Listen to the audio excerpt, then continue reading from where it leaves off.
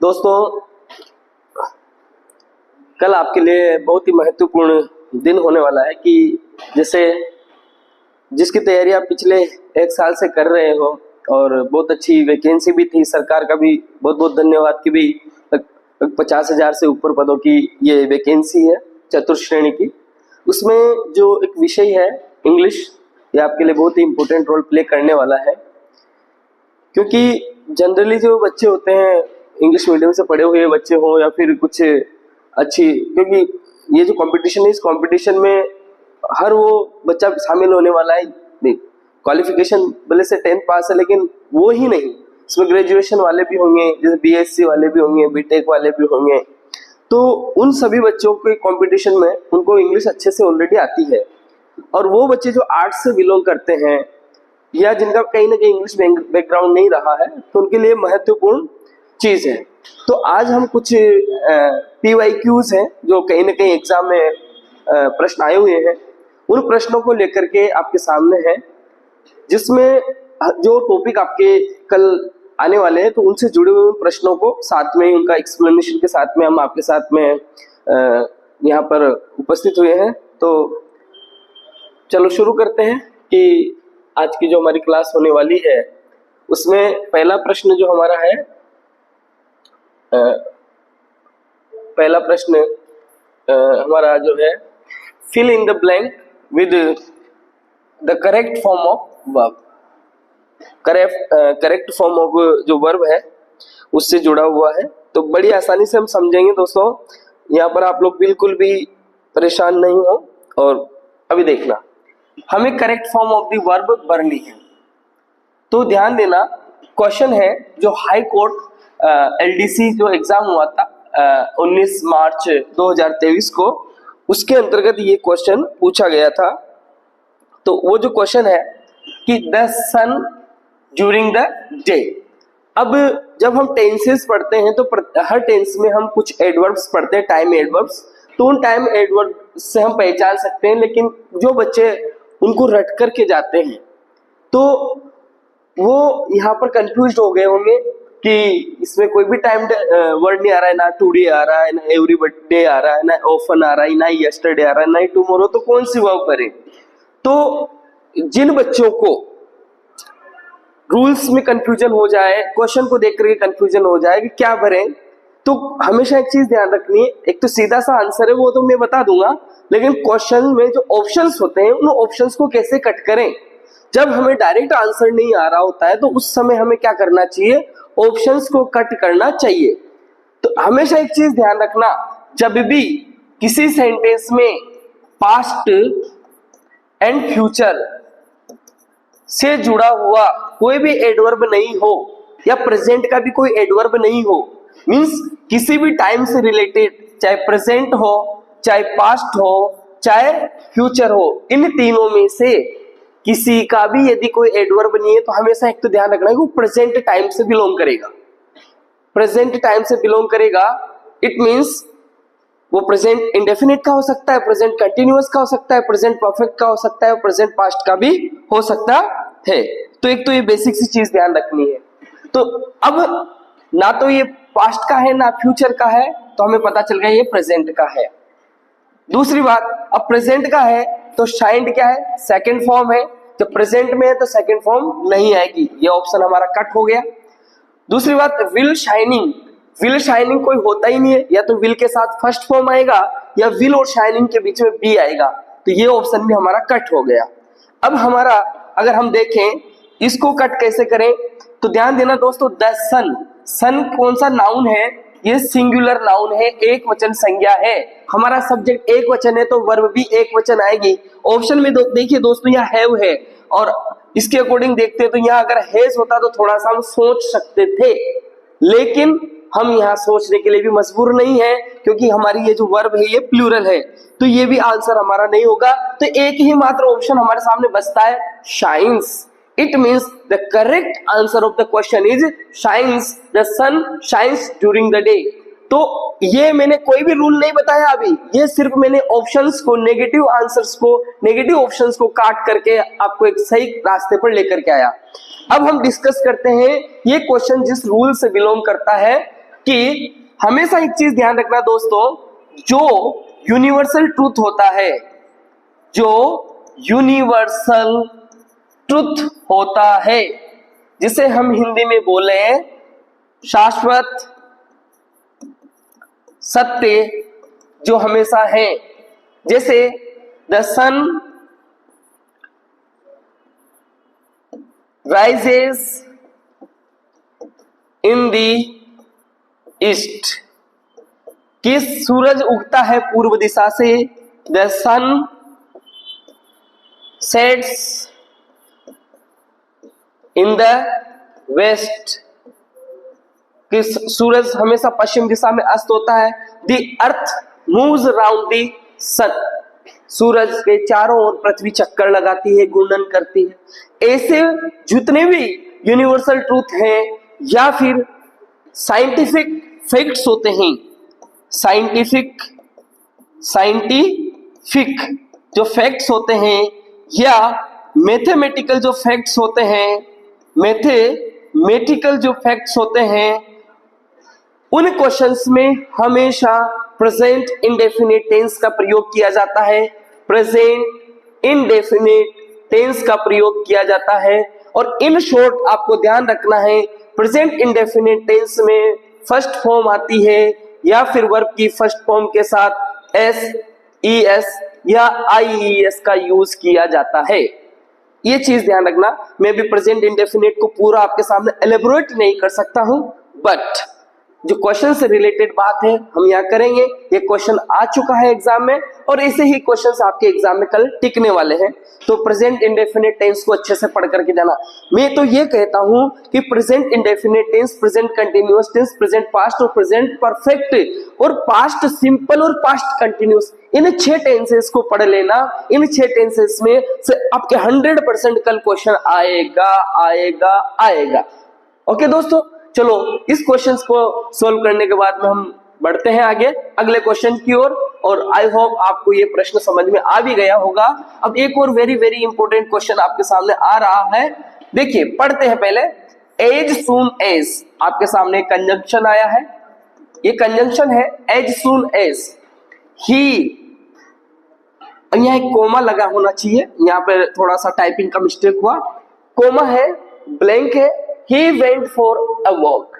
RPSC LDC exam 2012 का question है, questions repeat हो सकते हैं, कंपटीशन की दुनिया का आपको सच पता ही है। ओके, तो एक चीज हमेशा ध्यान रखना, जब भी दो क्लोजेस एक साथ जुड़ रहे हैं, एक सेंटेंस बना रहे हैं, तो जिधर का इधर का, तो इसका कॉम्बिनेशन हमेशा ध्यान रखना कि अगर इधर प्रेजेंट है, इधर प्रेजेंट है एक साइड पे, तो एक साइड पे या तो प्रेजेंट होगा या फिर फ्यूचर होगा, मतलब प्रेजेंट के साथ कभी भी पास्ट नहीं आएगा। एक तो ये चीज हमेशा ध्यान रखना। और यदि एक साइड पर पास्ट हो तो दूसरी साइड पर भी हमेशा पास्ट टाइम रहेगा। तो एक चीज ध्यान रखना कि प्रेजेंट के साथ प्रेजेंट होगा, प्रेजेंट के साथ फ्यूचर होगा, बट पास्ट के साथ केवल और केवल पास्ट आएगा, ना प्रेजेंट आएगा ना फ्यूचर आएगा। तो यहाँ देखिए गो की सेकंड फॉर्म आ रही है वेंट, गो की सेकंड फॉर्म आ रही है वेंट, इट मींस ये पास्ट का है। अभी मैं ये नहीं कह रहा हूँ कि पास्ट इंडेफिनिट है, क्या है वो आपको पता है, आप अच्छे से जानते हो, इतने समय से तैयारी की। ये पास्ट का है तो इसका मतलब इधर भी क्या होगा, पास्ट। तो सबसे पहले तो जो प्रेजेंट और फ्यूचर के वर्ब्स हैं उनको क्रॉस करिए, हैज ईटन प्रेजेंट परफेक्ट की आंसर को क्रॉस करिए। ईट्स किसका है, प्रेजेंट इंडेफिनिट का, प्रेजेंट का है, क्रॉस करिए। विल ईट किसका है, फ्यूचर का है। तो वो बच्चा जिसको रूल याद नहीं है, वो बच्चा भी बड़ी आसानी के साथ में आंसर को टिक करके आएगा। मैंने अभी रूल नहीं बताया दोस्तों, सिर्फ ट्रिक बताइए क्वेश्चन को करने की, और ऐसे क्वेश्चन एग्जाम में पूछे जाते हैं। तो ध्यान देना दोस्तों, पास्ट परफेक्ट टेंस जब हम पढ़ते हैं, पास्ट परफेक्ट टेंस जब हम पढ़ते हैं, उस पास्ट परफेक्ट टेंस को पढ़ते हैं, उस समय हम क्या पढ़ते हैं कि बिफोर एक कंजंक्शन है, इसके पहले हमेशा हेड प्लस थर्ड फॉर्म आएगा, ठीक है, और इधर वर्ब की सेकंड फॉर्म आएगा। तो वैसे ही ध्यान देना, ये आफ्टर है तो आफ्टर है, आफ्टर के बाद में हेड प्लस थर्ड फॉर्म आएगा, तो इधर वर्ब की कौन सी फॉर्म आएगी, सेकंड फॉर्म आएगी। ऐसे ही ध्यान देना दोस्तों, as soon, as soon, as जब आ रहा हो तो ध्यान देना वर्ब की सेकंड फॉर्म भी आ सकती है और इधर वर्ब की सेकंड फॉर्म आ सकती है। इधर ध्यान देना दोस्तों, हेड प्लस वर्ब की थर्ड फॉर्म आ सकती है, इधर वर्ब की सेकंड फॉर्म आ सकती है, क्योंकि ये भी past past past past past होगा तो पास्ट आएगा।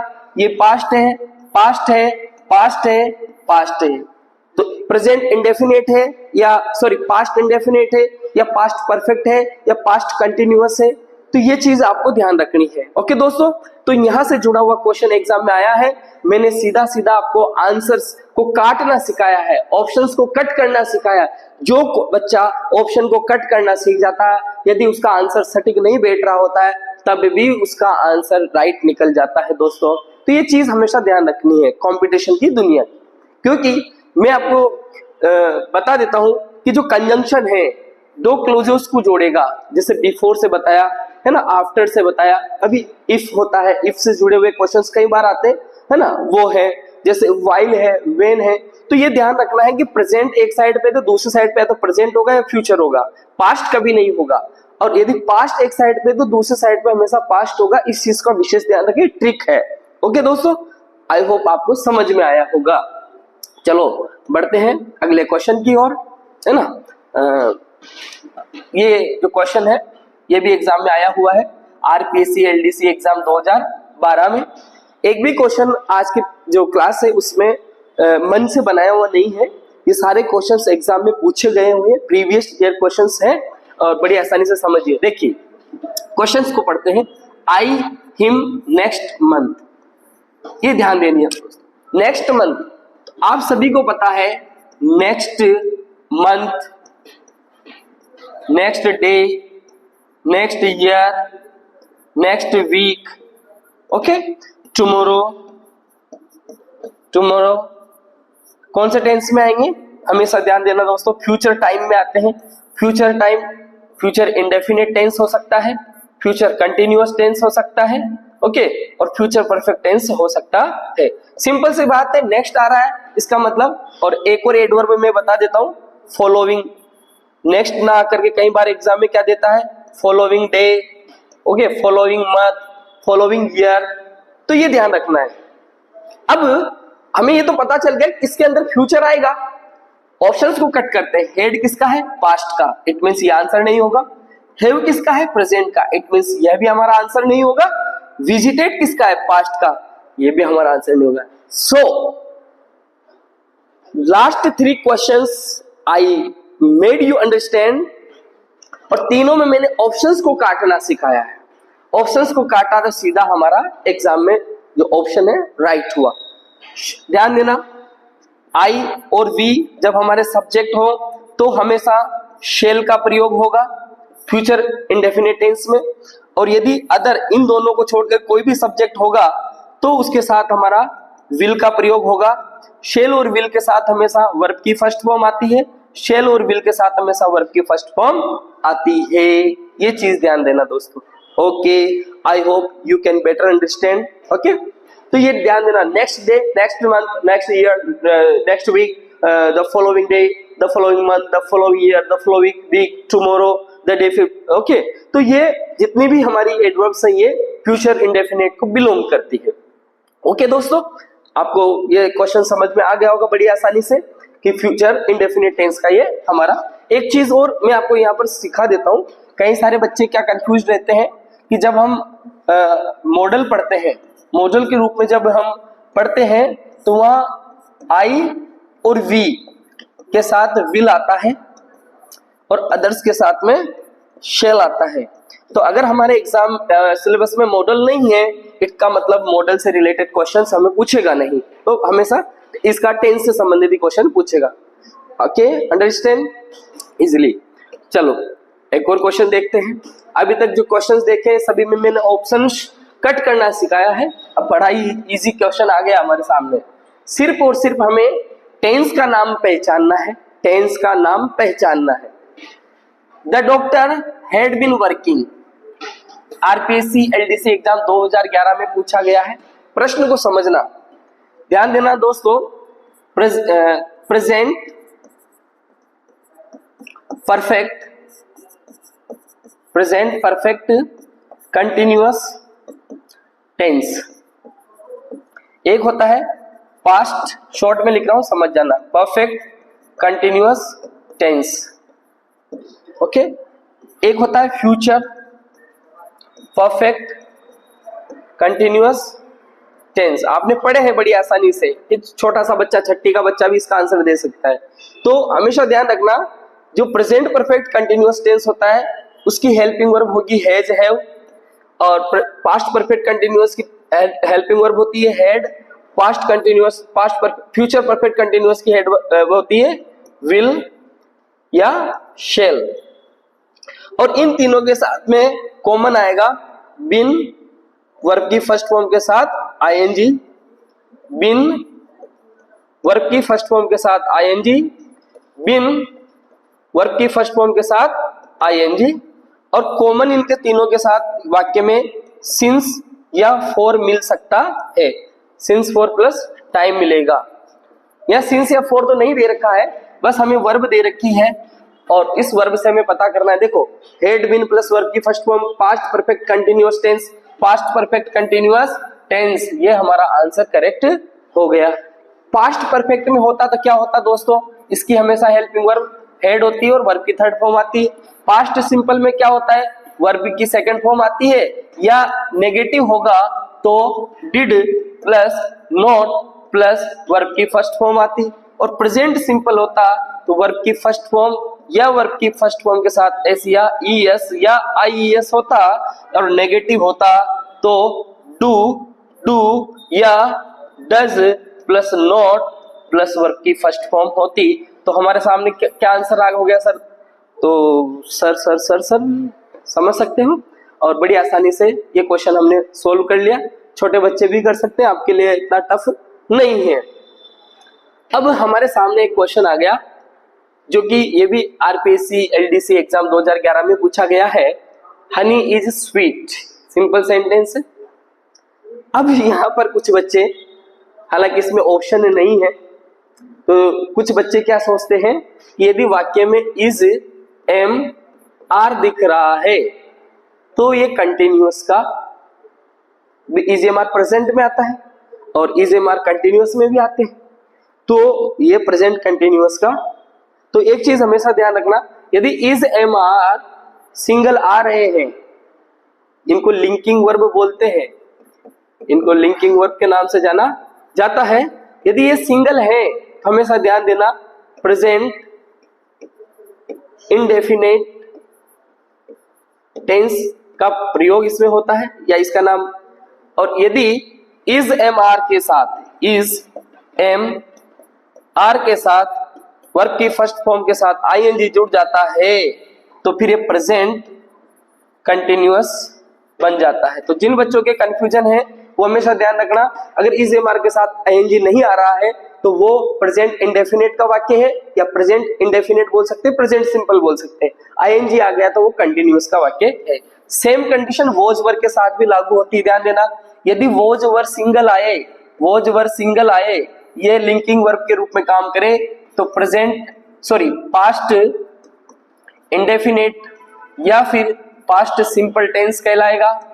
और यदि इनके साथ में वॉज या वर्ब के साथ में वर्ब की फर्स्ट फॉर्म के साथ आईएनजी दिख जाए तो ध्यान देना दोस्तों, ये कौन सा टेंस बन जाएगा? पास्ट कंटिन्यूअस टेंस बन जाएगा। तो इजी है, कर सकते हैं। तो इज स्वीट सिंगल आ रहा है तो प्रेजेंट सिंपल हमारा इसका आंसर हो जाएगा करेक्ट, क्योंकि प्रेजेंट परफेक्ट में क्या आता है, हैज या हैव प्लस वर्ब की थर्ड फॉर्म आता है, ठीक है। तो यहाँ नहीं है। पास्ट सिंपल में क्या आता है, वर्ब की सेकंड फॉर्म आती है, अभी थोड़ी देर पहले बताया था। पास्ट परफेक्ट में क्या आता है, हेड प्लस वर्ब की थर्ड फॉर्म। तो ये तीनों नहीं है, हमारे पास क्या है, इज एम आर है और ये है, तो हमारा आंसर क्या हो गया, प्रेजेंट सिंपल टेंस। इजी है, बहुत इजी है, लड्डू है, आप खा सकते हो फोड़ करके। यस, अब आ रहा है मजा इस प्रश्न को देख करके। Since I have been teaching approximate 10 to 12 years English. Okay, ये क्वेश्चंस बार बार पढ़ाता हूँ, हर साल पढ़ाता हूँ, बार बार पढ़ाता हूँ, कितनी बार पढ़ाता हूँ, और बच्चे कंफ्यूज होते हैं। कई किताबों में इसके साथ में क्या होता है, कई किताबों में इसके साथ या तो वर्ब की फर्स्ट फॉर्म राइट माना जाता है, और कई किताबों में वर्ब की फर्स्ट फॉर्म के साथ SEIES राइट माना जाता है। सो स्टूडेंट्स जब दो जगह दो तरह के मत पढ़ता है तो वो कंफ्यूज हो जाता है। एग्जाम में क्वेश्चन पूछा गया है आपके सामने, ये पूछा गया है जूनियर अकाउंटेंट 2016 में। तो ये चीज ध्यान देना, मैं बड़ा इजी आपको बता रहा हूं। जो मैथमेटिकल फैक्ट्स होते हैं, मैथमेटिकल जो फैक्ट्स होते हैं, उनमें हमें प्रेजेंट सिंपल टेंस का प्रयोग करना है। और प्रेजेंट सिंपल टेंस की वर्ब क्या होती है, फर्स्ट फॉर्म या फर्स्ट फॉर्म के साथ S या ES होता है। अब इसी क्वेश्चन को एक 2 and 2 4 2 by 2 4, ये दो तरीके से सेंटेंस है, 2 by 2 4, 2 and 2 4। और हम एग्जाम में क्या पढ़ते हैं कि एंड से, स्पष्ट लिखता हूं, इधर देखिए, यदि एंड से दो नाउन जुड़ जाए या प्रोनाउन जुड़ जाए तो वर्ब हमेशा प्लूरल आएगी।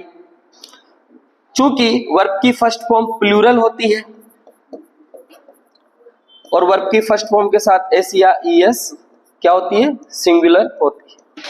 और इस रूल को देखें, एंड को देखते हुए अगर हम देखें तो देखो, ये मैथमेटिकल फैक्ट प्रेजेंट सिंपल में आते हैं, तो इसका ये वर्ब की सेकंड फॉर्म में मेड, ये आंसर नहीं होगा।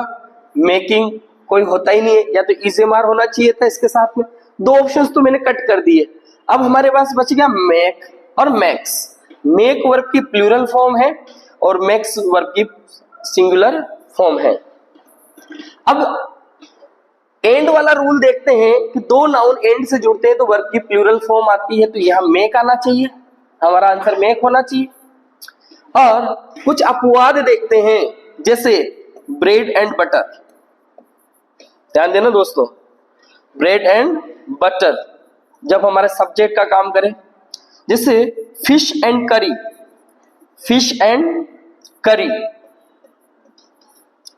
रूल एंड रेगुलेशन, तो ये भी एंड से जुड़े हैं, एंड से जुड़े, सब्जेक्ट एंड से जुड़ करके प्लूरल बनता है। तो ध्यान देना, ये प्लूरल नहीं है, ये अपवाद की श्रेणी में आते हैं। इनके साथ वर्ब सिंगुलर आएगी, अर्थात वर्ब की जो फर्स्ट फॉर्म है उसमें S या ES लगेगा। ठीक है, सिंपल बात है। उसी प्रकार से मेक 2 and 2 मेक्स 4 भी राइट माना जाता है और मेक 4 भी राइट माना जाता है। ठीक है, क्या होगा, किताबों के अकॉर्डिंग आप रिट लगाओगे तो मेक, किसी में मेक सही मानेंगे, किसी में मेक सही मानेंगे। एक चीज ध्यान देना, 2 by 2 अगर आता है तो 100% आपको क्या करके आना है, मैक्स करके आना है।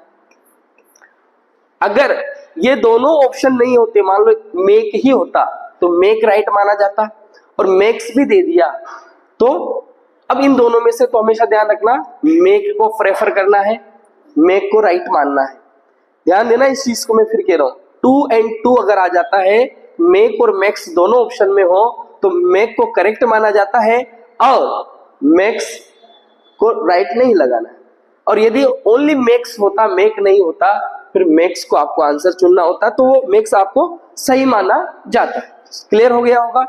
2 by 2, ध्यान देना, बाई अगर आता है तो मैक्स लगाना है 100%, या मेक गलत होगा। ठीक है, यहां मेक नहीं होता, ओनली मैक्स होता तो फिर मैक्स को राइट मानते, बट मेक और मैक्स दोनों दे दिया तो फिर मेक को राइट मानेंगे। फिर अब लगाओगे तो आप वो काम नहीं करेगी। आई होप आपको ये समझ में आया होगा। ओके, अगला क्वेश्चन देखते हैं। अब एक और चीज अभी थोड़ी देर पहले समझाई थी मैंने, फॉर मी सिंस 2 o'clock, अभी थोड़ी देर पहले बताया था कि जो सिंस या फॉर प्लस टाइम अगर दे रखा है सेंटेंस के अंतर्गत, तो वो परफेक्ट टेंस का वाक्य है, सॉरी परफेक्ट कंटिन्यूअस टेंस का वाक्य है। कौन से परफेक्ट का है? प्रेजेंट का है, पास्ट का है, फ्यूचर का है, वो इसको देख करके पता करेंगे। तो सिंस और आ जाता है तो हमेशा ध्यान देना परफेक्ट कंटिन्यूअस का है। और वाक्य में पास्ट को बताने वाली, फ्यूचर को बताने वाली, प्रेजेंट को बताने वाली कोई एडवर्ब नहीं है, तो हमेशा समझ लेना प्रेजेंट का है। किसका है? प्रेजेंट का है। ठीक है, अब ऑप्शंस को देखते हैं। जैसा कि मैंने बताया कि सिंस फॉर आ गया तो परफेक्ट कंटिन्यूअस है। परफेक्ट कंटिन्यूअस में वॉज प्लस वेटिंग वाला वर्ब होता ही नहीं है। आंसर करो। इज वेटिंग भी नहीं होगा और विल बी वेटिंग भी नहीं होगा, सिंपल हैज बीन वेटिंग। ये तो बहुत इजी है, आपने कर लिया, समझ में आया होगा। सिंस फॉर दिख रहा है तो हमेशा परफेक्ट कंटिन्यूअस की देख लो, बड़ी आसान है, कर सकते हैं। ओके ओके, चलो अगला प्रश्न देखते हैं। Sita the match yesterday. ध्यान देना दोस्तों, एग्जाम में जब सेंटेंस के अंतर्गत yesterday, okay, the last day, last night, last month, last year, okay, the day before, the day before yesterday, the day before yesterday, back ago, back ago। एक बार और repeat करते हैं। yesterday, last day, last night, last month, last year, the day before yesterday, okay, back ago। ऐसे जो time denoting adverbials अगर आ जाते हैं, time denoting adverbials यदि आ जाते हैं तो वो हमेशा पास्ट टेंस का वाक्य बन जाता है। तो एक चीज देखो, हैज वन प्रेजेंट में आता है, विन प्रेजेंट में आता है, दो ऑप्शंस तो कट कर दिए। हमेशा एक और चीज ध्यान रखना, अगर वो पास्ट परफेक्ट आपसे भरवाना चाहे, पास्ट परफेक्ट आपसे ऑप्शन में भरवाना चाहे, तो हमेशा दो क्लोजेज एक साथ आएंगे। मतलब कंजंक्शन होगा और कंजंक्शन के साथ पास्ट सिंपल जुड़ा होगा, तभी पास्ट परफेक्ट का प्रयोग करना। पास्ट परफेक्ट को भरने वाला अकेला वाक्य नहीं के बराबर एग्जाम में पूछा जाता है। तो ये सिंगल सेंटेंस है। और वैसे भी मैंने क्या कहा, ये जितनी भी एडवर्ब्स अगर एग्जाम में आती है तो ये पास्ट सिंपल या पास्ट इंडेफिनिट टेंस का वाक्य है। और पास्ट इंडेफिनिट टेंस में क्या होती है? वर्ब की सेकंड फॉर्म होती है। अगर नेगेटिव वाक्य होगा तो did plus not plus verb की फर्स्ट फॉर्म का प्रयोग होगा। तो ऐसी कोई वर्ब हमारे यहाँ है नहीं। और यहाँ पर जो है विन, और विन की second form one, third form भी वन। तो ध्यान देना, सेकंड फॉर्म वाला हमारा आंसर यहाँ पर करेक्ट हो जाएगा। Sita one the match yesterday. Okay, बड़ा इजी क्वेश्चन है, आसानी से कर लेंगे। इस टाइप का क्वेश्चन हमारे एग्जाम में आता है। अब यहाँ पर एक और प्रश्न आता है, she go to the library every day. She go to the library every day, ये ध्यान देना, ये भी टाइम एडवर्बियल है। यहां समझते हैं जैसे often, always, often, always, sometimes, sometimes, okay, frequently, frequently, rarely, बेयरली, बेयरली, seldom, seldom, hardly, hardly, okay, every day,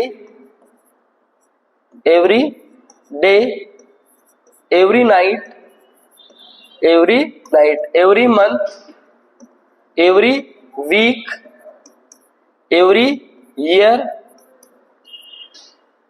ऐसी और भी कई टाइम एडवर्बियल्स होती हैं।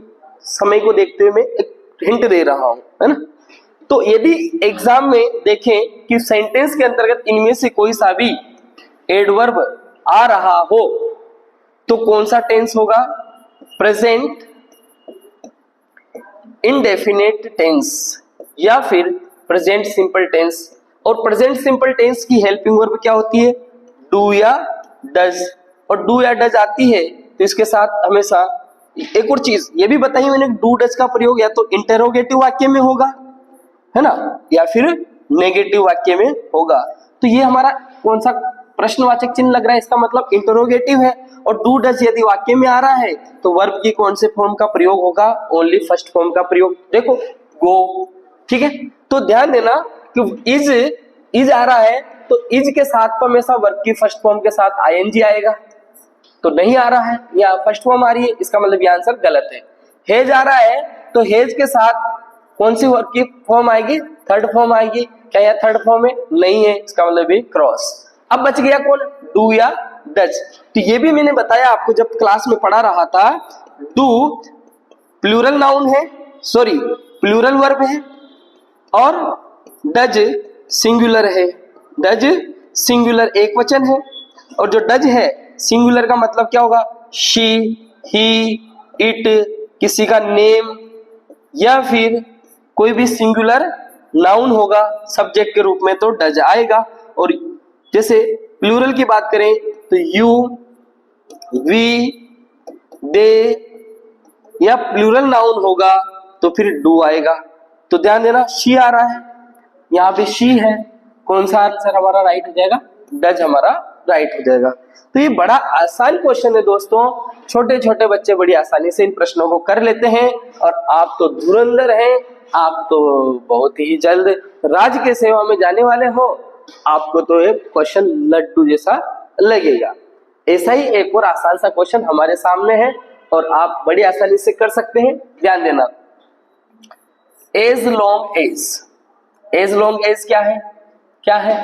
कंजंक्शन है, ठीक है। कंजंक्शन ने दो तरह के क्लोजेस को जोड़ दिया है। कैन आ गया, इसका मतलब इधर क्या है? प्रेजेंट, तो इधर भी क्या आएगा? प्रेजेंट आएगा, ठीक है। अब एक चीज ध्यान देना, हैव आ गया, हैव अगर आता है या हैज आता है तो इनके साथ वर्ब की कौन सी फॉर्म लगाएंगे? मेन वर्ब की थर्ड फॉर्म। नो, तो जिन बच्चों को पता नहीं है वो वर्ब देखिए, नो की सेकंड फॉर्म होती है न्यू, थर्ड फॉर्म होती है नॉन। तो हैज और हैव के साथ थर्ड फॉर्म, तो नो आएगी क्या? नहीं। न्यू आएगी क्या? नहीं। क्या आएगी? नॉन आएगी। तो ध्यान देना, नोड कोई वर्ब नहीं होती है, नोज आएगा नहीं, नो आएगा नहीं, तो हमारा आंसर क्या हो गया? नोन हो गया। I have known him for as long as I can remember, कि मैं जितना याद कर सकता हूं कि मैं उसे जानता हूं। आसान सा प्रश्न था, कर लेंगे। अब एक और प्रश्न आया, आसान प्रश्न है, देखिए, one who poems is a poet. One क्या है? सिंगुलर है। वन क्या है? सिंगुलर है, और सिंगुलर है। और एक इसको समझाने से पहले ये भी समझा दूं, यदि कोई स्टेटमेंट है, स्टेटमेंट है, तो उसमें हमेशा प्रेजेंट इंडेफिनेट का प्रयोग करेंगे। One who poems is a poet, right verb आ रही है, राइट मतलब लिखना। वह व्यक्ति जो पोएम लिखता है उसे पोइट कहते हैं। बीएसटीसी 2013 में पूछा गया प्रश्न है। देखो, हमने यहाँ पर RPSC second grade, first grade उन पेपर के प्रश्न नहीं उठाए आपके लिए। एक इजी जो आपके लेवल के पेपर हुए हैं कि उनमें कैसे प्रश्न पूछे जाते हैं उन्हीं को ही उठाए, क्योंकि टफ प्रश्न उठाता तो आप कंफ्यूज्ड होते, और कंफ्यूज्ड होते तो फिर रिवीजन नहीं कर पाते और नहीं समझ पाते। तो आपके नजरिए को ध्यान में रखते हुए मैंने ये प्रश्न को उठाया है ना। तो ध्यान देना, ये सिंगुलर है, स्टेटमेंट है, मतलब प्रेजेंट इंडेफिनिट टेंस है, तो विल बी राइटिंग फ्यूचर का है, नहीं आएगा। रोट क्या है? सेकंड फॉर्म है, नहीं आएगा। इज राइटिंग प्रेजेंट कंटिन्यूअस है, नहीं आएगा। तो हमारा आंसर सीधा सीधा बच गया। मैं जो क्वेश्चंस को कर रहा हूं आप समझना, मैं क्यों मेरे जीवन में सफल हुआ हूं कंपटीशन की दुनिया में। मैं क्वेश्चंस को जो ऑप्शंस हमें मिलते हैं उनको काटना सीखा हूं शुरू से, और जितनी भी बार मैंने पढ़ाया है बच्चों को, लगभग 2015 से 16 से मैं कंपटीशन पढ़ा रहा हूं, और लगभग ये 7-8 साल का टाइम हो गया, मैं बच्चों को हमेशा यही सिखाता हूं कि ऑप्शंस को कैसे काटना है राइट आंसर को लाने के लिए। ओके, इजीली आप इसे कर सकते हैं। चलिए एक और प्रश्न आपके सामने है। ये जो प्रश्न है पैसिव वॉइस से रिलेटेड है ना। एक्टिव को किस में ट्रांसफर करना है, पैसिव में, या फिर पैसिव को एक्टिव में। तो बेसिक से जो रूल्स है वो आपको पता होना चाहिए। क्या, एक तो जो एक्टिव में सब्जेक्ट होता है और इधर क्या हो जाता है, पैसिव बनाते हैं तो बाई के साथ में ऑब्जेक्ट बन जाता है। ये ध्यान रखना, यहाँ भी वो सब्जेक्ट ही रहता है, ऑब्जेक्ट नहीं होता है, सॉरी। लेकिन सब्जेक्ट ऑब्जेक्ट की जगह चल जाता है और ऑब्जेक्ट सब्जेक्ट की जगह आ जाता है। वो अपनी प्रवृत्तियां नहीं बदलते, ऑब्जेक्ट ऑब्जेक्ट ही रहेगा, सब्जेक्ट सब्जेक्ट ही रहेगा। एक तो ये चीज ध्यान रखना। दूसरी चीज ध्यान रखना कि कई बच्चे क्या कंफ्यूजन रहते हैं कि जब एक्टिव से पैसिव में बनाते हैं तो टेंस बदल जाता होगा। टेंस नहीं बदलता है। प्रेजेंट इंडेफिनिट है तो प्रेजेंट इंडेफिनिट में ही रहेगा, पास्ट इंडेफिनिट है तो पास्ट इंडेफिनिट में ही रहेगा। बस वर्ब को चेंज करना आपको सीखना है। जैसे वर्ब की फर्स्ट फॉर्म है या वर्ब की फर्स्ट फॉर्म के साथ एस या ईएस है, तो हमेशा ध्यान रखना is, am, are plus verb की थर्ड फॉर्म में कन्वर्ट हो जाएगा। ओके, यदि डू या डज है और इधर वर्ब की फर्स्ट फॉर्म के साथ हो तो ये भी किसमें तब्दील हो जाएगा, is, am, are plus verb की थर्ड फॉर्म में। अगर यहाँ नोट आ रहा हो बीच में, नेगेटिव है, तो यहाँ इनके बीच में क्या लगा देंगे, नोट लगा देंगे। यदि ध्यान देना is, am, are plus verb की फर्स्ट फॉर्म के साथ आईएनजी आ रहा हो अर्थात प्रेजेंट कंटिन्यूअस का वाक्य हो, तो ध्यान देना इज, एम, आर और इसके साथ में क्या जुड़ जाएगा, बीइंग, और उसके साथ क्या जाएगा, वर्ब की थर्ड फॉर्म। तो पैसिव बनाए ना तो हमेशा ध्यान रखनी है, पैसिव में हमेशा कोई सी भी वर्ब हो थर्ड फॉर्म बन जाएगी। इसे पास्ट पार्टिसिपल के नाम से जानते हैं। ओके, इधर देखिए नेगेटिव होगा, नोट होगा, तो इन दोनों के बीच में नोट यहाँ आ जाएगा। ठीक है, यदि हम परफेक्ट की बात करें, हैज या हैव, तो थर्ड फॉर्म आएगी। तो ध्यान देना जब इसको पैसिव में बदलेंगे तो has, have plus been plus verb की थर्ड फॉर्म। तो ये मैंने प्रेजेंट टेंस की वर्ब्स का पैसिव वॉइस में कैसे परिवर्तन करना है उसके बारे में डिस्कस किया। ओके,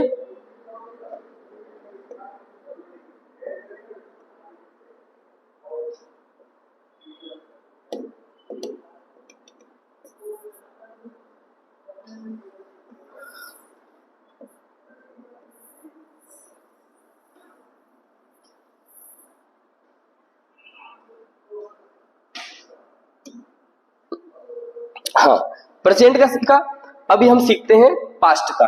पास्ट में देखना कि यदि वर्ब की सेकंड फॉर्म है तो जब पैसिव बनाएंगे तो वॉज या वर और उसके साथ थर्ड फॉर्म हो जाएगा।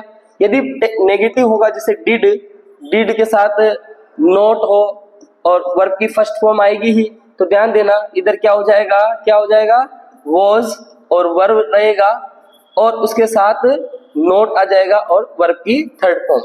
तो ये ध्यान देना वर्ब की थर्ड फॉर्म तो आएगी ही आएगी जब पैसिव में बनाएंगे। अगर हम देखें पास्ट कंटिन्यूअस का वॉज वर प्लस वर्ब की फर्स्ट फॉर्म के साथ आईएनजी, तो क्या होगा, was were as it is आ जाएगा और आईएनजी वाला बीइंग इधर आ जाएगा और ये थर्ड फॉर्म बन जाएगा। और ये इधर देखना हेड है और हेड के साथ थर्ड फॉर्म रहेगी, तो हेड के साथ बिन प्लस वर्ब की थर्ड फॉर्म बन जाएगा। ओके, और इधर देखना फ्यूचर सिंपल जो रहेगा, फ्यूचर सिंपल बोलिए या फिर कोई सा भी मॉडल, कोई सा भी मॉडल हो, जो मॉडल्स होते हैं उनके साथ में फर्स्ट फॉर्म रहेगी। इधर जब हम पैसिव में कन्वर्ट करेंगे तो विल, शैल या फिर हम कहते हैं मॉडल, कोई सा भी मॉडल होगा तो वो किस में कन्वर्ट हो जाएगा, बी प्लस वर्ब की थर्ड फॉर्म में। उसके बाद फ्यूचर कंटिन्यूअस और तीनों ही परफेक्ट कंटिन्यूअस का कोई पैसिव नहीं बनता। और अगर फ्यूचर परफेक्ट देखें, विल, शैल, इसके साथ हैव और थर्ड फॉर्म रहता है। विल शैल का नाम दे रहा हूं तो समझ लेना मॉडल्स भी इसके साथ समझिए, मॉडल कोई सा भी हो सकता है, can, could, may, might, shall, should, है ना। ओके, और यदि इसको ट्रांसफर करेंगे तो इधर क्या होगा, कि विल या शेल, ओके, या कोई सा भी मॉडल अगर आ रहा हो तो हैव का हैव रहेगा और हैव के साथ क्या जुड़ जाएगा, बीन जुड़ जाएगा और थर्ड फॉर्म। तो ये बेसिक सी चीज हमेशा अपने को ध्यान रखनी है, ओके। वर्ब वाली रट करके जाना, कॉन्सेप्ट आपका क्लियर हो जाएगा। आपने क्या पढ़ा है, एक्टिव वॉइस पैसिव वॉइस कोई मतलब नहीं है। इधर देखिए, दे हैव प्रूव्ड, ये देखिए they have proved present perfect tense का वाक्य है, आपको पैसिव बनाना है, ये आपका ऑब्जेक्ट है। तो सभी में ऑब्जेक्ट एक जैसा दे रखा है तो ज्यादा कंफ्यूजन वाली बात है नहीं। ऑल हिज कैलकुलेशंस प्लूरल है, देखो ऑल हिज कैलकुलेशंस। अब वर्ब, ये हेल्पिंग वर्ब चेंज नहीं होगी, मैंने आपको फिर भी कहा वॉज है तो वॉज, बस प्रेजेंट इंडेफिनिट और पास्ट इंडेफिनिट इन दोनों में ध्यान रखना है, बस उसमें हेल्पिंग वर्ब चेंज हो रही है, ठीक है, बाकी कहीं भी चेंज नहीं। यानी कि यहाँ हैज है हुए तो यहाँ भी हैज है हुई आएगा। तो इसके बाद देखो आर आ रहा है तो ये आंसर हमारा राइट नहीं होगा, इसमें भी आर आ रहा है ये भी हमारा राइट नहीं होगा, और ये हेड आ रहा है इसमें ये भी हमारा राइट। देखो मैंने सीधा आंसर नहीं लगाया, मैंने ऑप्शंस को फिर भी क्रॉस किया है और ये सीधा सा है have.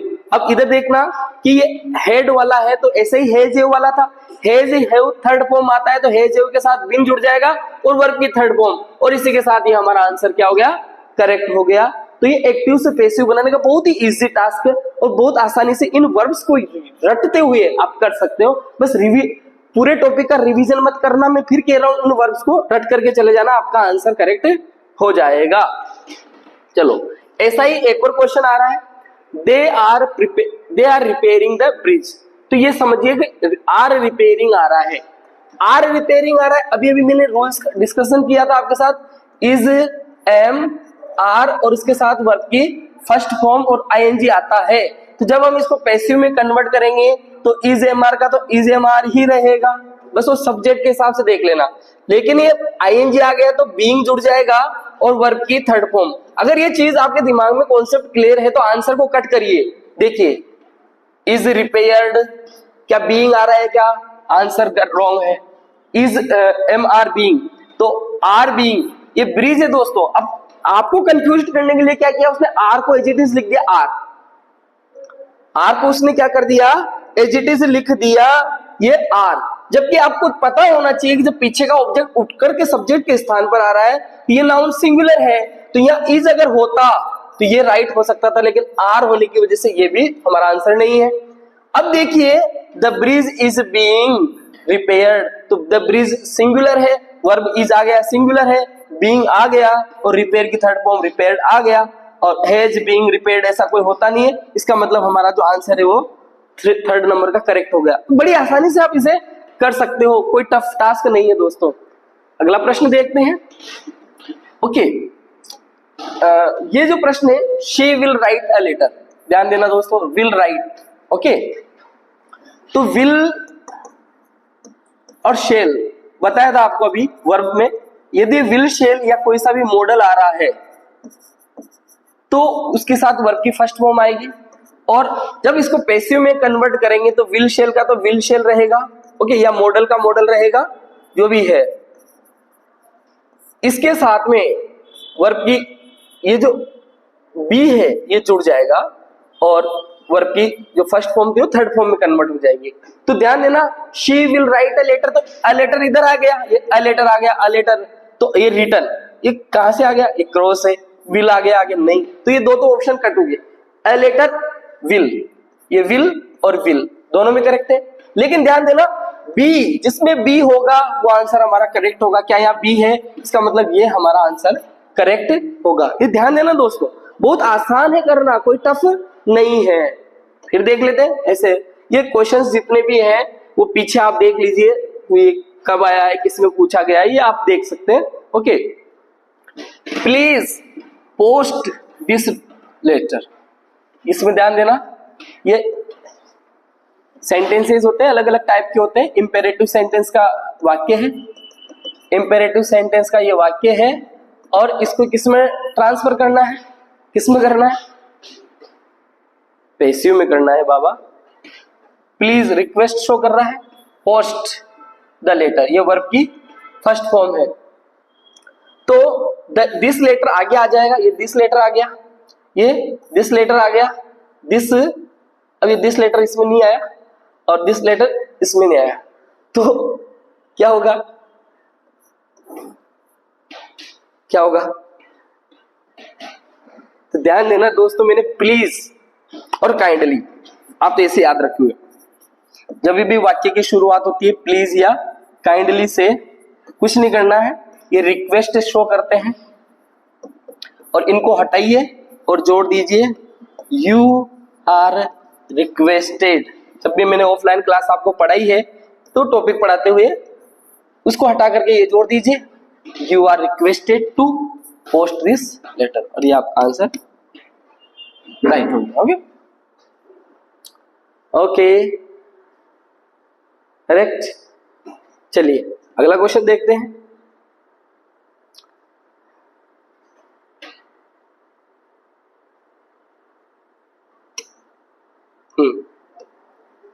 The active of the letter was written in blood। अब पहले हम एक्टिव से पैसिव पढ़ रहे थे, अब हमें रिटर्न लौटना है पैसिव से एक्टिव की तरफ।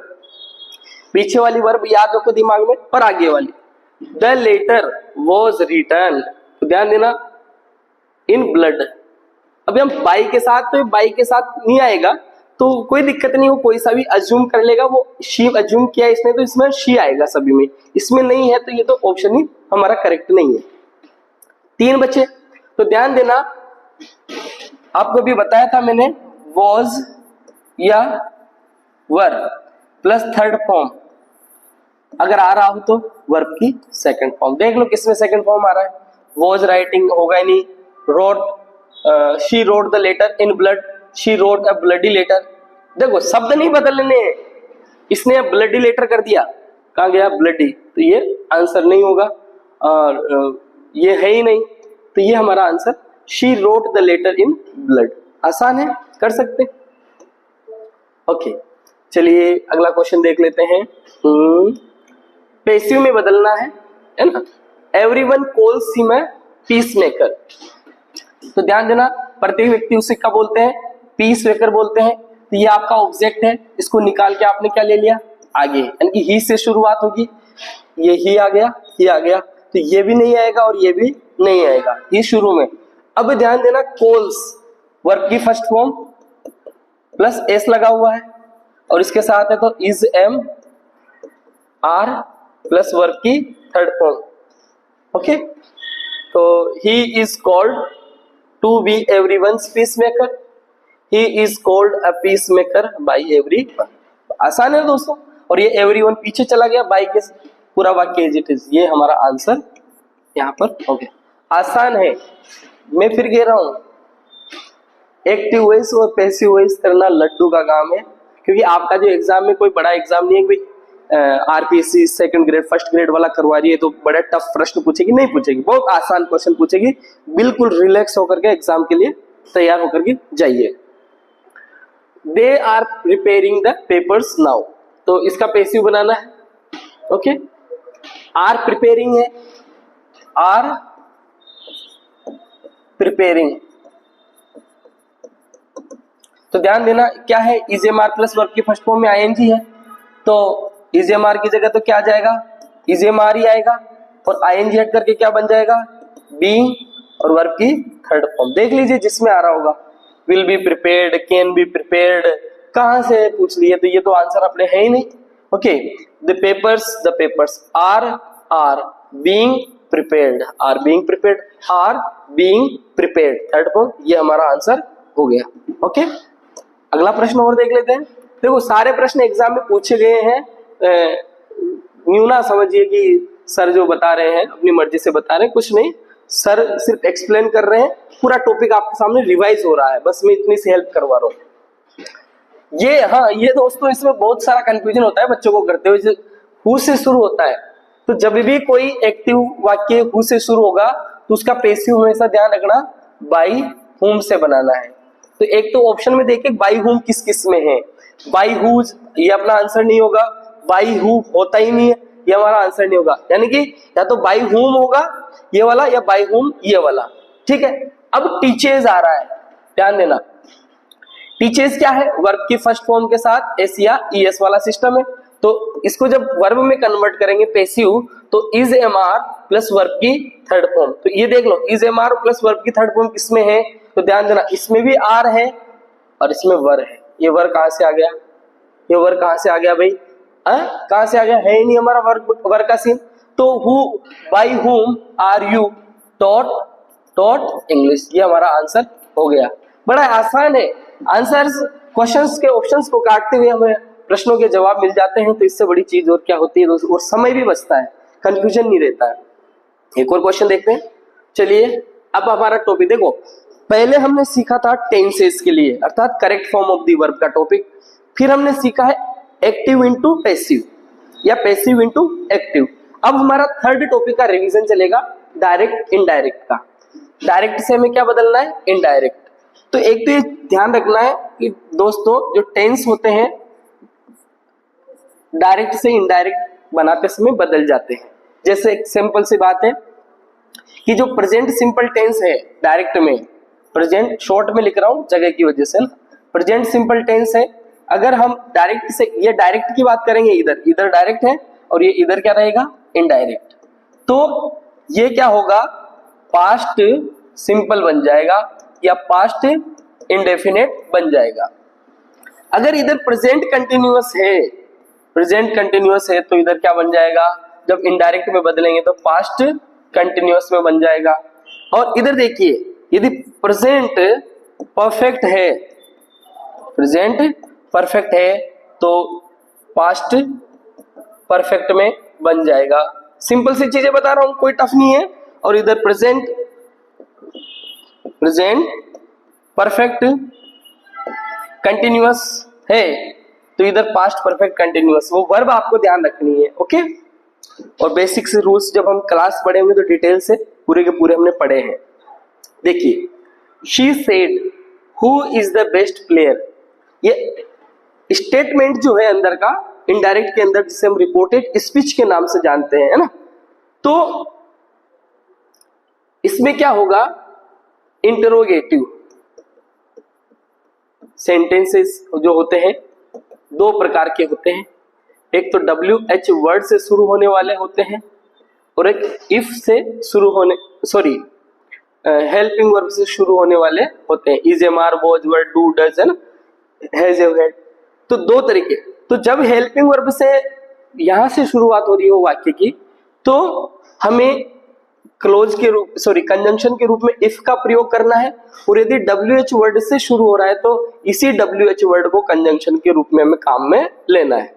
तो यह WH वर्ड हु आया, इसका मतलब कंजंक्शन हमारा क्या रहेगा, हु। दूसरी चीज, अगर ये इंट्रोगेटिव सेंटेंस में है रिपोर्टेड स्पीच, तो हमारा जो सेड रहेगा वो किस में बदल जाएगा, आस्क्ड में बदल जाएगा। ये बेसिक सी चीज ध्यान रखना। तो शी सेड, इसमें सेड आ रहा है तो इसका मतलब ये तो हमारा ऑप्शन करेक्ट होगा नहीं। इसमें टोल्ड आ रहा है तो ये भी नहीं होगा। तो ये दो तो हमारे ऑप्शन वैसे ही कट गए। लिंक देखना, आस्क्ड वाले दो है, तो she asked me, she asked me. एक चीज और ध्यान देना, ये दोनों में करेक्ट है। अब ये इफ आ गया यहाँ देखिए दोस्तों, इफ मैंने क्या कहा, हेल्पिंग वर्ब से शुरू हो, यदि is am are was were has have had do does से शुरू होता तो यहाँ क्या करता, मैं इफ मानता। तो इफ आ गया, इसका मतलब ये हमारा सेंटेंस राइट नहीं है। हमारा कंजंक्शन यहाँ हु ही रहेगा, ये हु है, ये यहाँ इज है, इज। और मैंने अभी क्या कहा, प्रेजेंट सिंपल किस में बदल जाएगा, पास्ट सिंपल में। इज किस में बदल गया, वॉज में। द बेस्ट प्लेयर, और क्वेश्चन मार्क हटा करके क्या, कई बार ऑप्शन में क्या होता है, बच्चा भूल जाता है, दोनों ऑप्शन एक जैसे दे देता है, एक में पीछे फुल स्टॉप लगाता है, एक में क्वेश्चन मार्क लगा देता है, और वो बच्चा कंफ्यूज होकर के अरे ये लड्डू, बस करेक्ट। ऐसा नहीं करके आना है, ऑप्शंस को सावधानी पूर्वक पढ़ना है, और हमारा आंसर यहाँ पर ये करेक्ट हो गया। समझ में आया होगा दोस्तों, ओके। नहीं आएगा तो फिर मुझसे कांटेक्ट कर लेना, या फिर अपनी नोटबुक उठाना और उसमें डायरेक्ट इनडायरेक्ट वाले रूल्स पढ़ लेना। यहां पर फिर से इनडायरेक्ट को पहचानना है। शी सेड, तो हमारा सब्जेक्ट शी ही रहेगा, सब में शी है। सेड है, सब में सेड है, सेड है, सेड है। आई वुड लाइक टू सी, तो ध्यान देना ये सिंपल सेंटेंस है। जब सिंपल सेंटेंस होता है तो हमारा कंजंक्शन कौन सा हो जाता है, दैट। देखते हैं क्या सभी में दैट कंजंक्शन है, दैट दैट शी, इसमें कोई कंजंक्शन नहीं है, इसका मतलब ये हमारा आंसर होगा ही नहीं, इसमें देट है। ये देखो एक ऑप्शन तो कट कर दिया ना मैंने। अब देखते हैं आई, तो ये ध्यान देना जो रिपोर्टेड स्पीच होता है अंदर वाला, इसमें जो आई वी होता है अर्थात फर्स्ट पर्सन होता है, वो बाहर वाले के सब्जेक्ट के अनुसार बदल जाएंगे। और इधर सेकंड पर्सन यदि होता यू, सेकंड पर्सन यू होता, तो बाहर वाले के जो सेड के पीछे आता है ना ऑब्जेक्ट, ये सेड के पीछे ऑब्जेक्ट आता है कईयों में, शी सेड टू मी, तो टू मी, तो उस ऑब्जेक्ट के अनुसार ऑब्जेक्ट बदल जाता। और यदि थर्ड पर्सन जैसे ही, शी, इट वगैरह होते हैं, जिसे हम क्या बोलेंगे थर्ड पर्सन, वो कभी नहीं बदलते हैं, उनमें नो चेंज रहता है। तो ध्यान देना आई आ रहा है, आई क्या है फर्स्ट पर्सन, सब्जेक्ट के अनुसार बदलेगा, आई का मतलब क्या बन जाएगा शी। अब डेट के बाद जिसमें शी होगा, देखो यहाँ है नहीं, ये तो कर दिया दैट शी, इसमें भी शी है, इसमें भी शी है, ये तो हमने काट ही दिया था वैसे, इसमें भी शी है, इसमें भी शी है, तो शी तीनों में ही है, इसका मतलब अभी भी हमें अपना आंसर नहीं मिला। अब वुड ऑलरेडी सेकंड फॉर्म है, वुड ऑलरेडी क्या है सेकंड फॉर्म है, तो ध्यान देना वुड कुड शुड अगर हो तो वो एज इट इज आएंगे, ये वुड का वुड आएगा, यहाँ कोई चेंज नहीं करना है। इसमें हेड लाइक्ड आ गया, नहीं है, ये भी नहीं है, और ये लाइक्ड कोई मतलब अपने मन से ही वुड का वुड आएगा, लाइक टू सी इट, ये तो ये हमारा आंसर इसका करेक्ट हो गया। ये ध्यान देना कई बच्चे कंफ्यूज हो जाते हैं कि देखो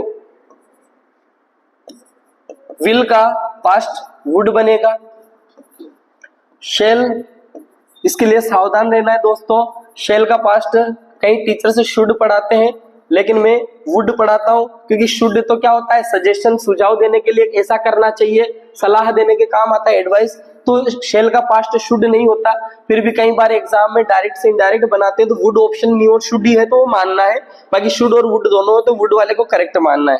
कैन का पास्ट क्या होता है कुड होता है, कैन का पास्ट कुड होता है, मे का पास्ट क्या होता है दोस्तों माइट होता है। तो ये ध्यान देना है थोड़ा कि कईयों को ध्यान नहीं रहता है, तो इन विल का तो वुड कर देंगे, लेकिन वुड का वुड ही रहेगा, शुड का शुड रहेगा, कुड का कुड रहेगा, माइट का माइट रहेगा। ओके, समझ में आ गया होगा, आ गया हो तो बढ़ते हैं चलो अगले प्रश्न की ओर। फिर से एक और प्रश्न है, he said Sonia when is the next train. अब ये इंट्रोगेटिव है, अभी फिर से रिवाइज करवा देता हूं कि जो इंट्रोगेटिव सेंटेंस है ये दो तरह के होते हैं, एक तो WH वर्ड से शुरुआत होती है और एक हेल्पिंग वर्ब से शुरुआत होती है।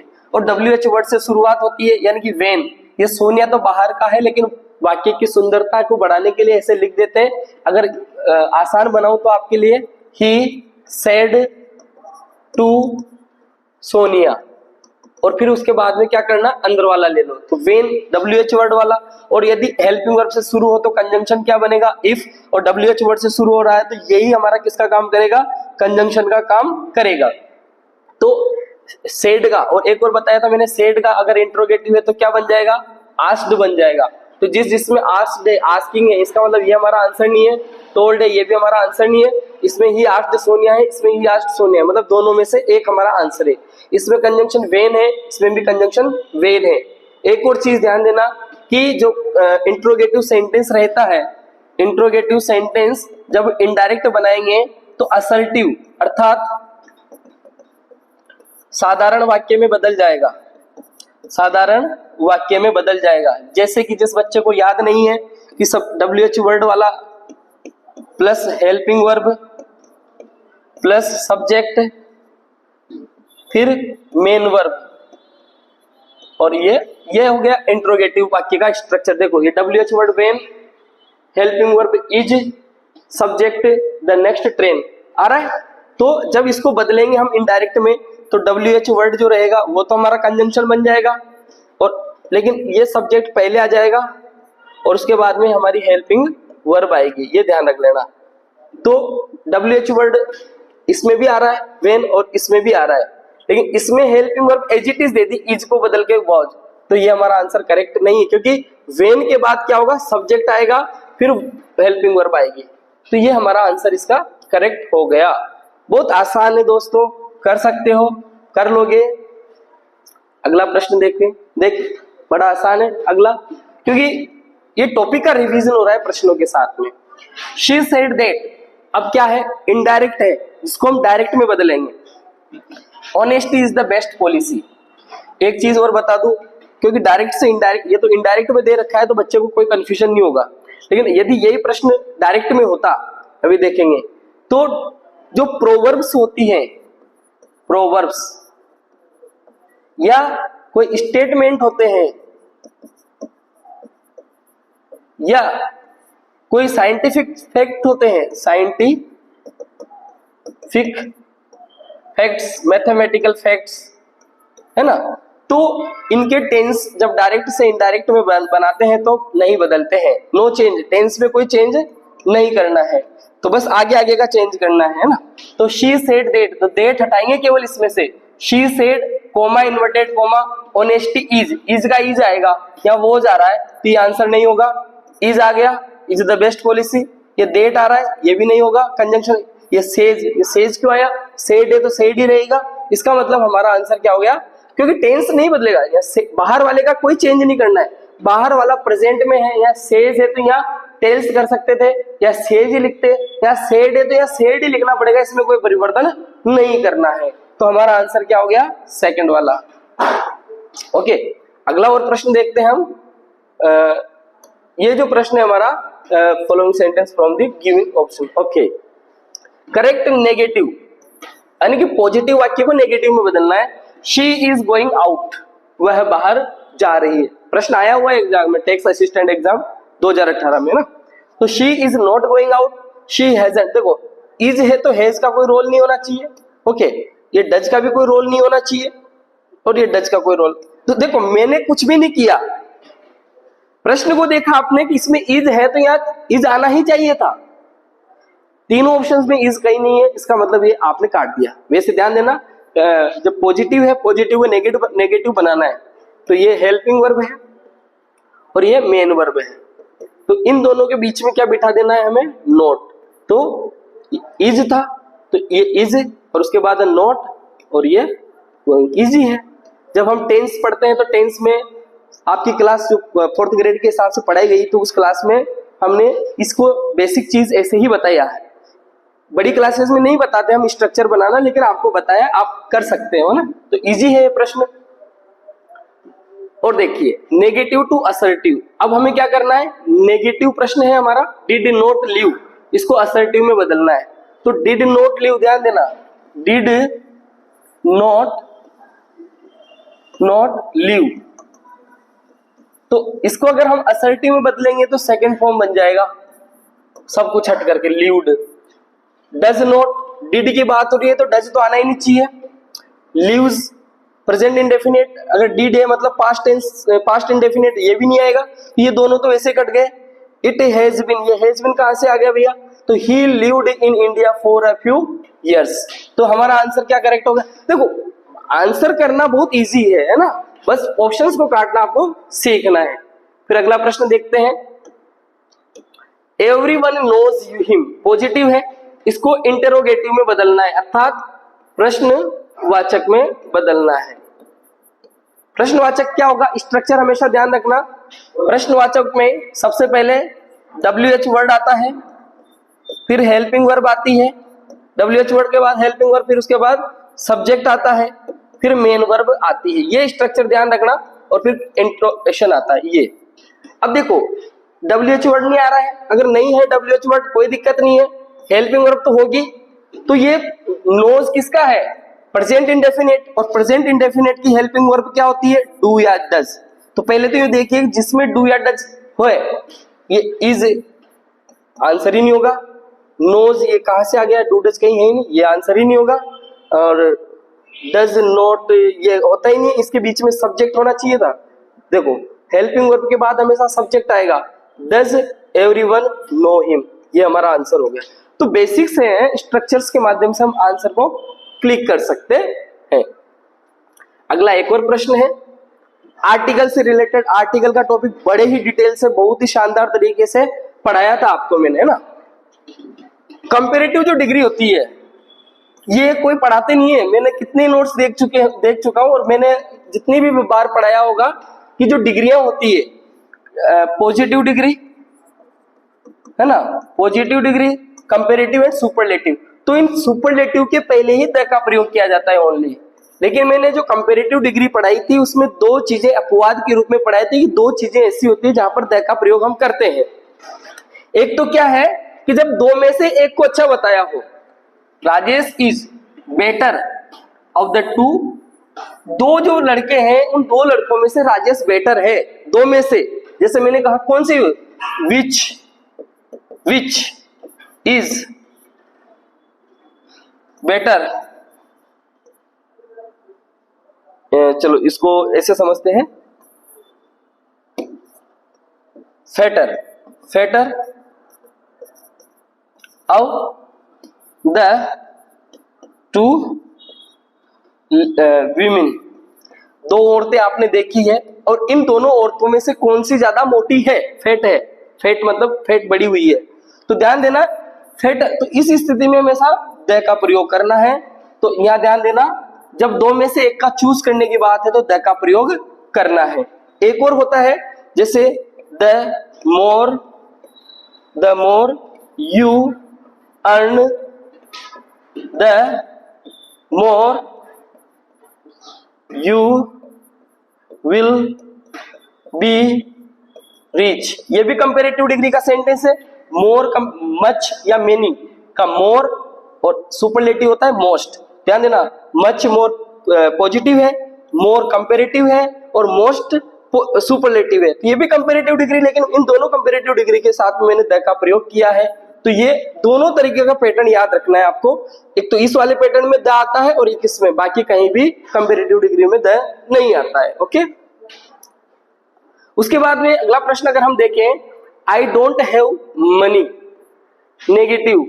ध्यान देना नेगेटिव जो होता है उस नेगेटिव में कौन सा डिटरमिनर आता है, ये डिटरमिनर का टॉपिक चल रहा है दोस्तों, है ना। मेनी कभी भी नेगेटिव सेंटेंस में नहीं आता है, मेनी हमेशा पॉजिटिव में आएगा, नेगेटिव में नहीं आएगा। तो ये तो हमारा आंसर होगा ही नहीं।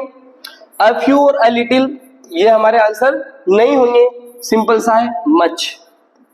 और एक और चीज, मेनी हमेशा काउंटेबल के साथ आता है और काउंटेबल भी कौन सा होना चाहिए, नाउन प्लूरल होना चाहिए, तो मेनी आता है ना। ये तो क्या है अनकाउंटेबल है और अनकाउंटेबल के साथ मच आंसर आएगा। ओके, ये डिटरमिनर का टॉपिक चल रहा है दोस्तों, जो एग्जाम में पूछे गए प्रश्न है। टॉपिक वाइज मैंने आपके लिए प्रश्न लिए हैं ना। डू यू टेक इंट्रोगेटिव है, शुगर क्या है अनकाउंटेबल, आर्टिकल पढ़ा है मैंने। ए और एन किसके साथ आते हैं, काउंटेबल के साथ, काउंटेबल, तो ये तो आएंगे ही नहीं, है ना। Sugar in your coffee, do you take sugar in your coffee. अब द अगर प्रयोग करूं तो कोई विशेष शुगर है नहीं, सिंपल सी बात हो रही, क्या तुम कॉफी में शक्कर इस्तेमाल करते हो या लेते हो। तो यहां पर हमारा आंसर क्या होगा, नो आर्टिकल, अनकाउंटेबल के पहले कोई आर्टिकल नहीं आता है। ये कॉमन सेंटेंस है, tiger is a dangerous animal, a इसका आंसर आ जाएगा यहाँ ए, है ना। Tiger is a dangerous animal, cow is a faithful animal, okay, या cow is a domestic animal, dog is a faithful animal, है ना। तो ये जो सेंटेंसेस होते हैं कॉमन सेंटेंसेस, उनमें हम ए का प्रयोग करते हैं। अब यहाँ थोड़ा सा समझना, जब मैंने आर्टिकल का टॉपिक पढ़ाया तो वहां पढ़ाया था ए और एन का जो प्रयोग है अननोन नाउन के लिए भी करते हैं या अनजान व्यक्ति के लिए भी करते हैं। तो gentleman came to meet you, या ध्यान देना एनी जेंटलमैन तो आएगा नहीं, दोज प्लूरल है, वैसे भी अगर नियम पता नहीं होना तो दीज भी प्लूरल है। तो ये जबकि सिंगुलर है तो ये दोनों तो वैसे ही नहीं आएंगे, है ना, दो जोड़ दीज, तो एनी आएगा नहीं, ए आएगा हमेशा। ये gentleman, as gentleman came to meet you, घर पे है कोई आया, जैसे आप घर पे नहीं थे, कोई आपसे मिलने आया था, आप घर पे गए हो और आपकी वाइफ ने बोला कि कोई है एक जेंटलमैन आपसे मिलने आए थे, मैं तो नहीं जानती हूँ, अब वो आपसे मिलने आए थे। As gentleman came to meet you 2011 के एलडीसी के एग्जाम में पूछा गया प्रश्न है ना। और देखते हैं, she is Indian but her husband is European, article है। तो ध्यान देना, ए और एन मैंने आपको टॉपिक में पढ़ाया था, साउंड के अकॉर्डिंग चलना है। कॉन्सोनेंट साउंड है, यानी कि व्यंजन ध्वनि कॉन्सोनेंट साउंड है तो ए आएगा, वॉवल साउंड है तो एन आएगा। ए, आ, ई पढ़ाए हैं क्लास में, देख लेना नोट्स। और यदि क, ख, ग का साउंड है तो ए आएगा। तो इंडियन, इंडियन ई से शुरू हो रहा है, क्या है ये साउंड है तो एन आएगा। पहले वाले में क्या आएगा, she is an Indian. Okay, दूसरा वाला क्या है, यूरोपियन। ध्यान देना, मैंने पढ़ाया था तुम्हें यूरोपियन, है ना, पढ़ाया था है ना। यूनियन, यूनियन, यूनियन, है ना, you, okay, unique person, person, sorry person, unique person. तो ये ई, यू, ई वावल दिख तो रहे हैं, लेकिन साउंड इनमें सब में ये का आ रहा है, और ये क्या है, कॉन्सोनेंट। तो इनके पहले हमेशा ए का प्रयोग करना है। वैसे ही मैंने और आपको बात बताए थे, जैसे ऑनेस्ट पर्सन, ऑनेस्ट पर्सन, है ना, ऑनरेबल, ऑनरेबल मैन। तो ये एच आ रहा है लेकिन ये साइलेंट है, इनके पहले किसका प्रयोग करेंगे, एन का। ये टॉपिक में पढ़ा है, टॉपिक को एक बार देख लेना। जैसे आ, इनके पहले एन का प्रयोग हम करेंगे। तो ध्यान देना दोस्तों, क्या आ रहा है पीछे, ये यूरोपियन आ रहा है, क्या आएगा, ए। इसका मतलब हमारा जो चौथा वाला आंसर है हमारा करेक्ट यहाँ पर हो जाता है। बड़ा इजी क्वेश्चन है ये, कि ये प्रश्न आपको एग्जाम में मिलने वाले हैं कल। ओके, ए का साउंड आ रहा है, अमेजिंग, क्या आएगा, एन आएगा, है ना, इजी है।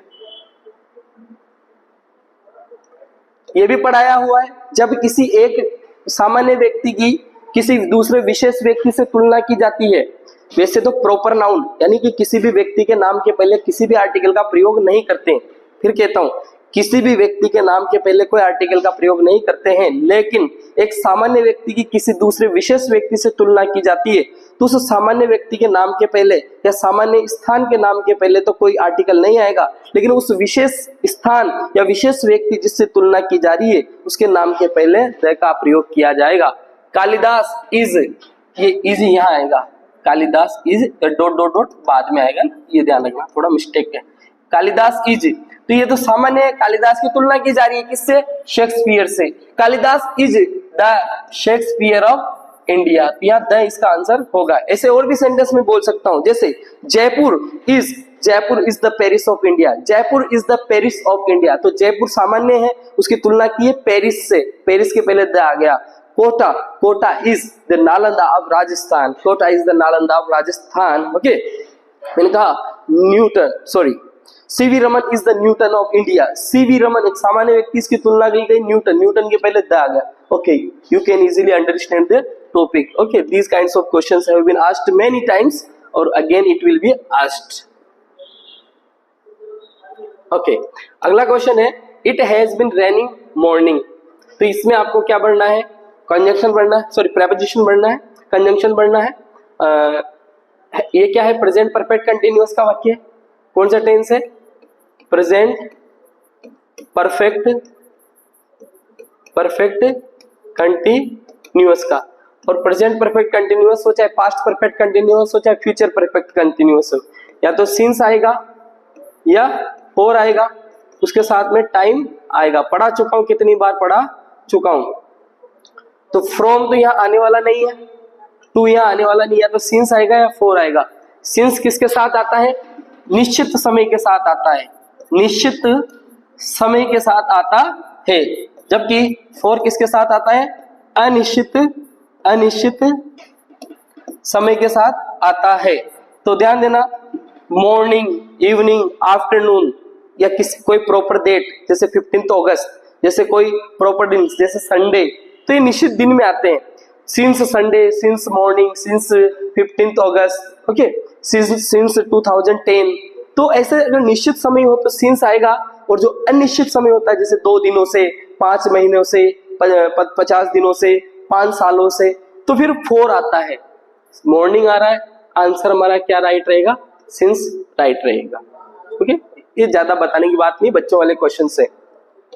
इसमें क्या हुआ, yesterday. Okay, I came the day, मैंने अभी एक फ्रेज पढ़ाई थी आज के प्रश्न में, द डे बिफोर यस्टरडे, तो यस्टरडे के पहले बिफोर आएगा, द डे बिफोर यस्टरडे होता है ना। ओके, उसके बाद ध्यान देना, राम अग्रीड माई प्रोपोजल, इसमें जो प्रेपोजिशन हमें फिल करना है,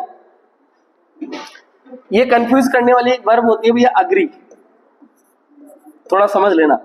अग्री के साथ या तो टू पूछा जाएगा या फिर विद पूछा जाएगा, अग्री के साथ टू पूछा जाएगा या विद। तो ध्यान देना, अग्री के बाद खाली स्थान होगा, प्रेपोजिशन पूछा जाएगा यदि कोई नॉन लिविंग थिंग दे रखी है, नॉन लिविंग अर्थात निर्जीव, ये ध्यान रखो आपको, निर्जीव वस्तु अगर दे रखी है तो आपको टू भर देना है। और यदि कोई पर्सन दे रखा है, पर्सन यानी व्यक्ति या सजीव, सजीव में जानवर मत समझ लेना, ये साइंस वाला सिस्टम नहीं है, सिर्फ पर्सन व्यक्ति विशेष दे रखा हो तो विद। यहाँ क्या है, माय प्रोपोजल, प्रोपोजल क्या है, प्रस्ताव, प्रस्ताव क्या है, निर्जीव, प्रस्ताव क्या है, नॉन लिविंग है, निर्जीव है, तो क्या आएगा आंसर, अग्री टू आएगा, विद नहीं आएगा ना। अगर यह हो जाता Ram agreed me, Ram agreed with होता तो फिर यह विद आ जाता है ना।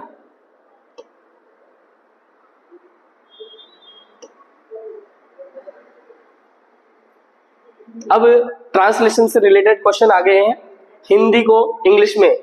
कल रात से बारिश हो रही है, कल रात से हो रही है यानी कि लास्ट नाइट, लास्ट नाइट किस में आ रहा है, इसमें किसी में नहीं, इसमें लास्ट नाइट आ रहा है ना।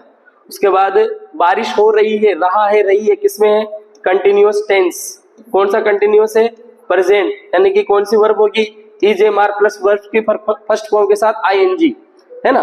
लेकिन यह कल रात से यानी कि समय दे दिया, से के अर्थ में आएगा सिंस या फॉर, ये चीजें क्लिक करनी चाहिए तुरंत, सिंस या फॉर।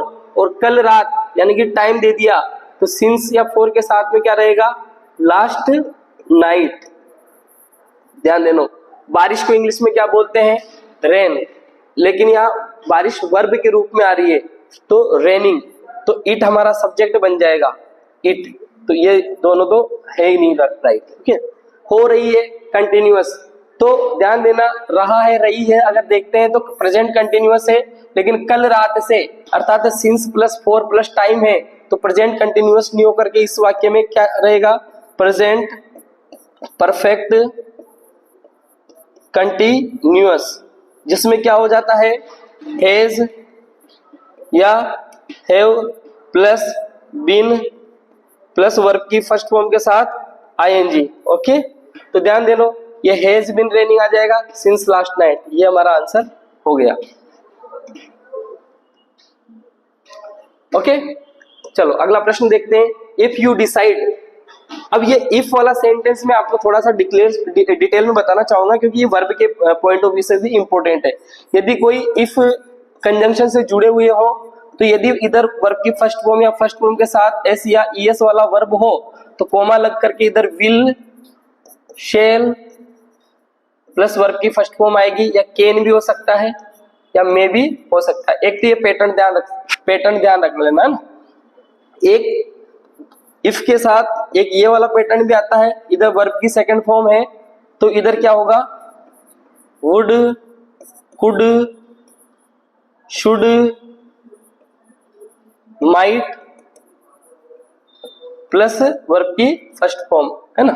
और एक तीसरा पैटर्न, इधर हेड प्लस वर्ब की थर्ड फॉर्म हो तो इधर क्या आएगा,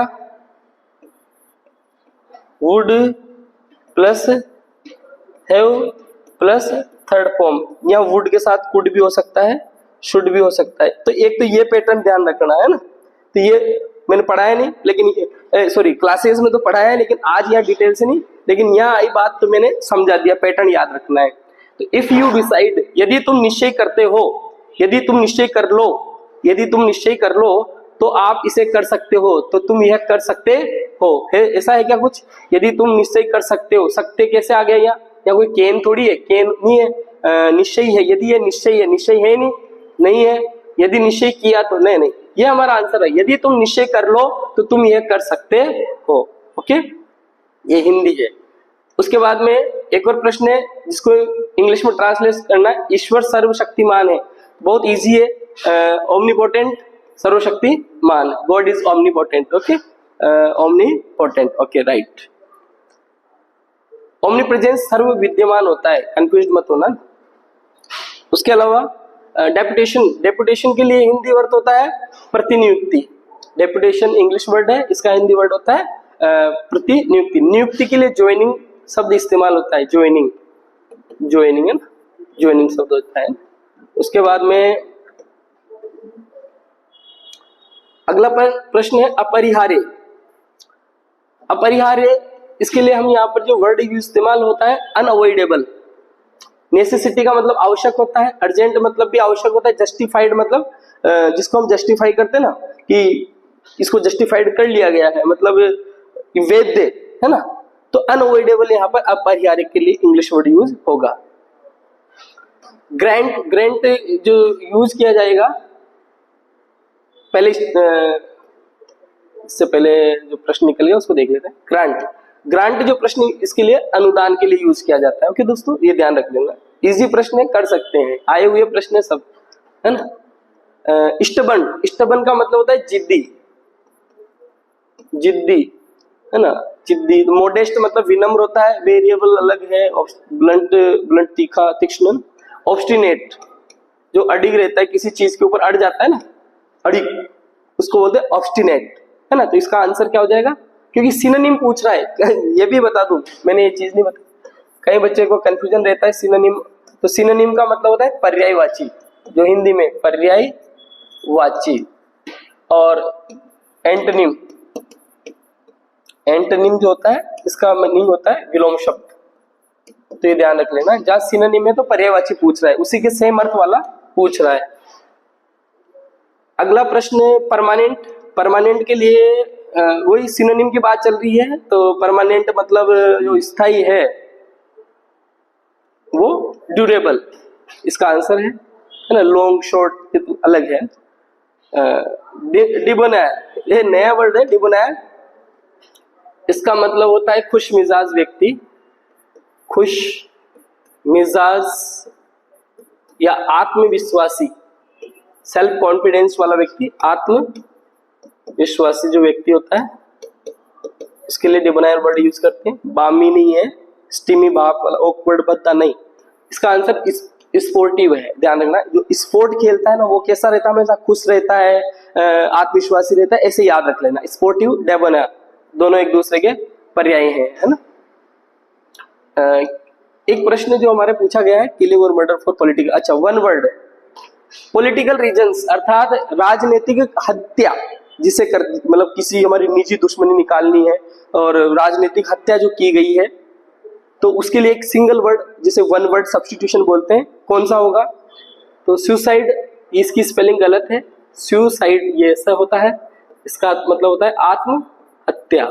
सभी जानते हो स्वयं हत्या करता है, तो आत्महत्या तो नहीं है, क्योंकि पॉलिटिकल रीजन में क्या होता है, एक व्यक्ति दूसरे को मारता है ना, पॉलिटिकल। जिनोसाइड का मतलब होता है नरसंहार, बहुत सारे लोगों को एक साथ मार देना, ये भी नहीं है। असैसिनेशन करेक्ट आंसर है। होमिसाइड का मतलब होता है मानव हत्या, मानववध, है ना। इसका आंसर क्या हो गया, असैसिनेशन। असैसिनेशन का मतलब होता है हत्या ओनली। और देखते हैं, okay okay. A person who hates women, एक ऐसा व्यक्ति जो औरतों से नफरत करता है। तो इंटॉलरेंट का मतलब तो असहन, जो व्यक्ति जो असहनीय होता है, इंटॉलरेंट जिसको सहन नहीं कर सकता है ना। बिग बाइगेमिस्ट का मतलब जिसने दो शादियां की है, यानी कि दो पत्नियां जिसकी होती है, उसको बाइगेमिस्ट बोलते हैं। बाइगेमिस्ट, ये स्पेलिंग ध्यान रखना, आई पहले आएगा, एस बाद में आएगा ना। मिसोजिनिस्ट, ये मिसोजिनिस्ट का मतलब होता है a person who hates women, कि वह आदमी जो औरतों से नफरत करता है। गलीबल का मतलब होता है भोला वाला व्यक्ति, सीधा साधा व्यक्ति, इनोसेंट टाइप का व्यक्ति होता है गलीबल, है ना। तो ये हमारा आंसर क्या हो गया, मिसोजिनिस्ट। अगला प्रश्न है हमारा, government run by people is called, वह जनता जो, सॉरी वह गवर्नमेंट, वह सरकार जो लोगों के द्वारा चलाई जाती है। आप जानते हो अब्राहम लिंकन ने कहा था, जनता के द्वारा जनता के लिए, है ना, अर्थात डेमोक्रेसी, हिंदी में बोले तो लोकतंत्र। इसका आंसर होगा, इसको भी समझ ले, मोनार्की, जो मोनार्की मतलब राजा जिसमें होता है, ऑटोक्रेसी जिसमें, इसमें तो राजा होता है जिसे राजशाही बोलेंगे, है ना, ऑटोक्रेसी तानाशाही जिसे हम बोलते हैं, ब्यूरोक्रेसी नौकरशाही जिसे हम बोलते हैं, आईएएस वगैरह, जो आईपीएस वगैरह, आईएएस जो सरकार चलाते हैं, जिला कलेक्टर वगैरह, है ना, ये है। उसके बाद में बस end of the day, end of the questions. दोस्तों लगभग हमने बहुत सारे प्रश्न किए हैं, और लगभग जो भी टॉपिक हमारे चतुर्श्रेणी एग्जाम में आने वाला है, हर टॉपिक को इन कुछ क्वेश्चंस को करते हुए, कुछ उनका एक्सप्लेनेशन करते हुए कवर किया है। आई होप, मैं आशा करता हूँ कि आपकी जो उम्मीद है, उस उम्मीद के साथ में बिना किसी हिचकिचाहट के, बिना किसी डिप्रेशन के, बिना किसी दबाव के, प्रेशर के कल के एग्जाम में आप बैठे और आप अपने भविष्य को ऊंचे आयामों तक पहुंचाए। ऐसा ही मैं और ये एकलव्य क्लासेस की टीम आपका भविष्य उज्जवल हो, उसकी मंगल कामनाएं करती है। धन्यवाद, थैंक यू, जय हिंद।